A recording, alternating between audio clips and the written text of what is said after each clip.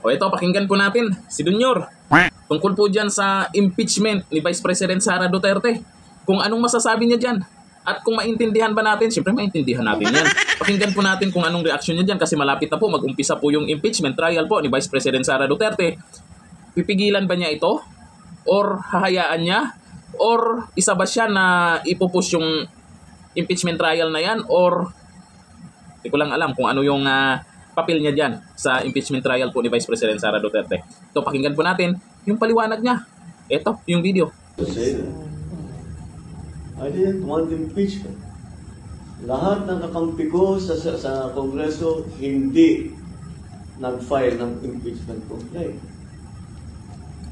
Yung mga nag-file ng impeachment complaint, hindi mo masasabing kaya mong utusan o pagsabihan na ito yung gagawin mo. So, why do I have to keep explaining that I did not want impeachment? Di nga. Uwatamidong. O kayo naniniwala ba kayo sa sinasabi niya? Na ayaw niya ng impeachment? Eh bakit? Yung unang pumirma doon sa Kongreso ay anak niya. Hindi ba niya nakakausap yung anak niya? Kung ayaw niya, eh bakit pumirma yung anak niya nangunguna pa? Pangalawa, pinsan niya. Yung speaker doon. Oo. Pinsan niya. Sana all. Eh kung gano'n, kung hindi pala niya kayang kausapin yung Kongreso, anak niya na pumirma, pinsan niya, masasabi na naman ng iba dyan na weak leader talaga siya, no? Sus, palusot na naman. Ano, palusot lang ba ito o drama na naman? Or hugas kamay para hindi sisihin ng taong bayan? Pero sa totoo lang, matalino po ngayon, kahit hindi nakakain ng 20 petot na bigas, eh marunong din naman mag-isip itong mga nakapanood sa paliwanag niya tungkol sa impeachment trial ni BP Sara, ay marunong din naman sila mag-isip kung ano yung tama o mali o kung binubola na lang sila. Ayan po, sa mga nag-comment dyan sa video niya, ha?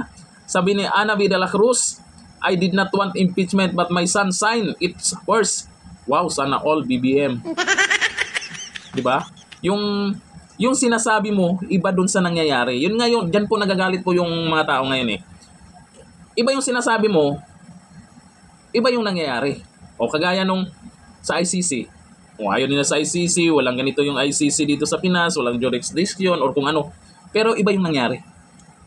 Diba? Tapos nalaman pa natin, kay Senator Bato de la Rosa, magkakaroon din siya ng Senate hearing kasi mayroong mga investigador ng ICC pa dito daw sa Pilipinas na iniimbestigahan or sa pilitan daw na yung mga dating pulis ay magkakaroon daw niya ng Senate hearing po si Bato de la Rosa tungkol dyan.